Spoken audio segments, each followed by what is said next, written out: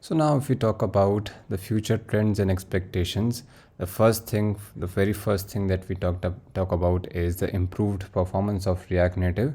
So as the community will continue to focus on enhancing these performance things, and this may also involve the adoption of new technologies and techniques. So till now, as we have seen that there is too much performance improvements. If we take about the optimized rendering, there is too much optimization in flat lists and section lists. There is optimizations like if we have a long list of around 1000 elements, then only the elements that are available on the screen, that are visible on the screen, only those particular elements will get rendered, so that the rendering becomes very fast and the rendering cost becomes low. All of the items are kept out of the rendering thing, and as soon as the user scrolls down and whatever the elements come up to the screen, they get rendered to the screen, and all the elements that are not on the screen get popped out of the screen. So this is how there is optimization in rendering stuff. Then also there is memoization and pure components thing. If I remove it first and talk about the memoization, there is a lot of hooks now that help us for this memoization stuff. For example, there is a heavy calculation going on in a particular component of React Native. There are hooks as use memo, or there are hooks as use callback.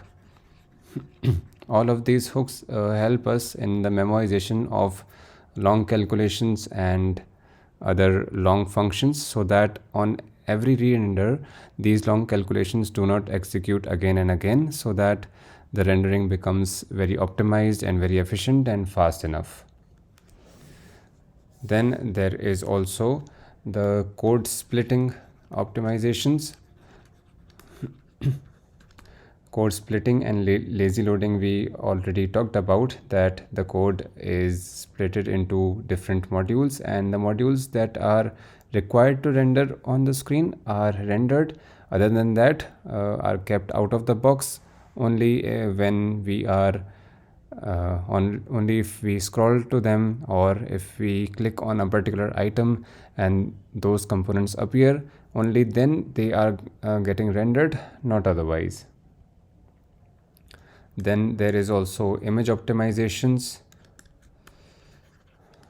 There is WebP image, JPEG image. So we use these compressed formats instead of the original images, so that these images are very easy to be loaded onto the screens. So with appropriate resolutions and for different devices and densities. So these techniques like lazy loading and image caching to minimize the network requests and improve the loading times. Then the native module integration has also enhanced too much to implement performance critical tasks using native modules written in Objective-C and Java. So this allows leveraging platform specific optimizations and accessing native APIs directly from the JavaScript code. Then there is GPU acceleration. To utilize the GPU for rendering graphics intensive components and animations, so this React Native supports the use of libraries like Reanimated and Animated API, which leverage this GPU for smoother animations and better performance. There is great memory management, performance monitoring and profiling, UI UX optimization. So yeah, there is definitely improved performance till now, and as the community will continue to focus on this enhancing of performance, this will continue to grow. Then we talk about the enhanced developer experience. So this involves the enhancements to debugging tools, enhancements to the code editors, testing frameworks. So as much as possible, we are trying, or the community is trying to make less dependencies on the platform specific tools and more of the combined tools where React Native can be debugged. So enhancing the developer experiences in React Native. So some ways, if we talk about, there is obviously comprehensive documentation available to us. We can go through that documentation. That documentation keeps updating time to time, covering all the installation setups, covering all the configurations, API references, best practices. Also, clear and accessible documentation helps these developers to quickly get started with React Native and find answers to common issues. Then there is another developer experience enhancing thing, that streamlined project setup.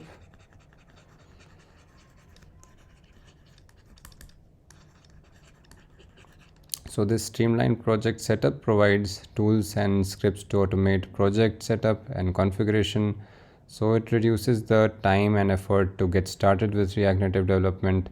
So platforms like we talked about Expo.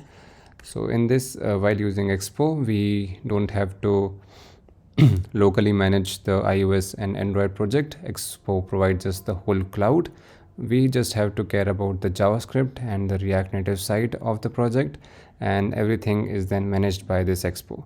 So whoever wants to get started with it, gets started with Expo, so that he or she can focus on the React Native side more while learning. So this also contributes to the enhanced developer experience. Then obviously hot reloading and fast refresh is already there, which enables debugging and code changes reflection on the UI without rebuilding any project again and again. Then there are development tools available to us. These are rich development tools. So including debuggers, then profilers, inspection tools. So all of these assist the developers in diagnosing the issues, optimizing performance, and debugging the code effectively. So there is React Native Debugger, Flipper, Reactotron, various things available to us. To enhance the developer experience, there is community support also, code quality and testing features also. We can inject other libraries for testing things, like Jest is available to us.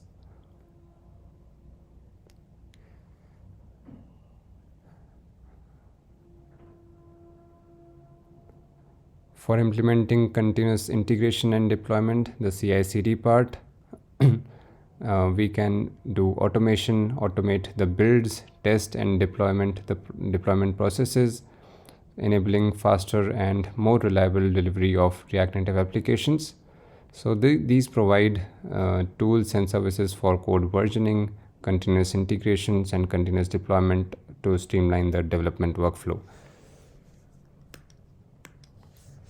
Then if we talk about the expansion of the cross-platform capabilities, there is too much expansion in these capabilities also, and React Native is continuing to grow.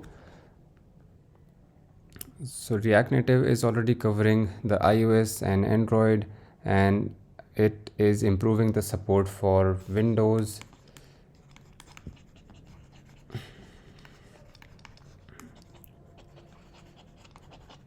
and also the web browsers. Into web browsers, it is also covering all of the things for Mac OS as well as Windows. So too many web browsers and mobile application development environments also. So this coverage is getting broader and broader day by day. This will get broader. It is also including the technologies like augmented reality and virtual reality, which are currently the limitations of React Native projects, that such deep things can't be worked using React Native as of now, but it is continuing to grow to expand the coverage of different platforms. So there is unified development experience. With this React Native is aiming to provide a unified development experience across different platforms, enabling developers to write code once and deploy it across multiple platforms. All of these platforms, the features like platform agnostic components, APIs, and development workflows, all of these help in streamline cross-platform development and reduce the platform-specific code. There are shared UI components, as we talked about all the components in React Native. All of these are shared between all the platforms. So these shared components that render consistently across different platforms.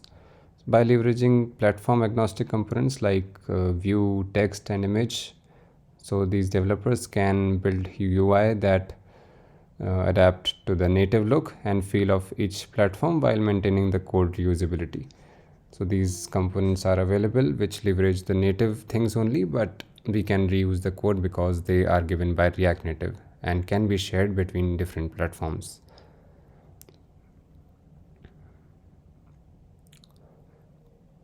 Platform specific customization is already available to us and we have already talked about it. Native like performance is there because we are rendering the native components only and not any other components. React Native components go to the native side to leverage those.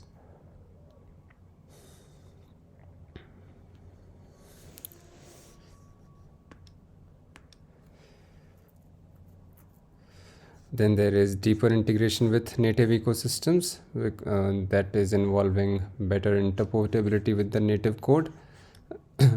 As currently the native modules integration is a bit trickier, so the community is working on the better interpretability with this native code and support for platform specific UI patterns.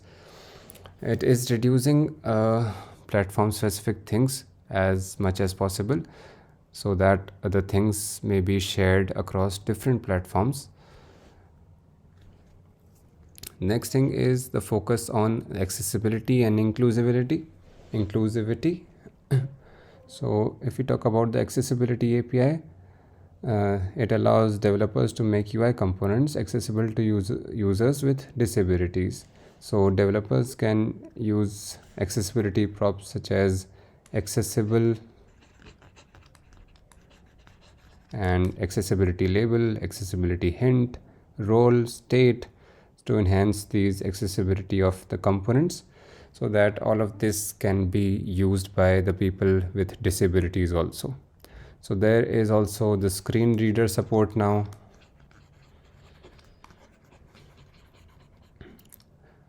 A basic screen reader support is there, and also the community is still working on this screen reader support to make the apps more accessible and more inclusive. So these are compatible with screen readers on both iOS and Android. On iOS it is VoiceOver and Android it is TalkBack. So by properly configuring accessibility props and labels, developers can ensure that screen readers provide accurate and meaningful information to users with visual impairments. Then there is focus management. So React Native supports focus management also, allowing the users to navigate through interactive elements using keyboard navigation. Developers can use focus management APIs to control the focus order and behavior of elements and ensuring a seamless navigation experience for users who rely on keyboard input.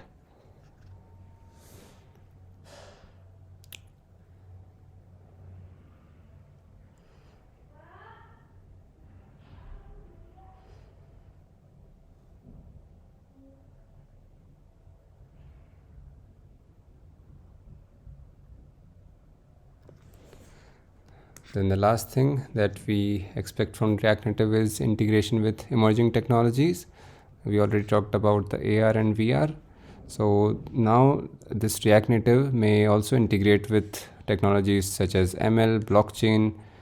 These are also the current limitations of React Native, but obviously the community is continuously working to implement all of this very quickly and very easily into React Native applications, so that React Native applications can become and cover a large area of developers as well as large area of the applications, so that there is ease to develop any kind of application using React Native. So yes, the future of the React Native looks strong enough and promising enough, looking at all of these things and community support. So that was it about the future trends. Let's move on to the next slide now.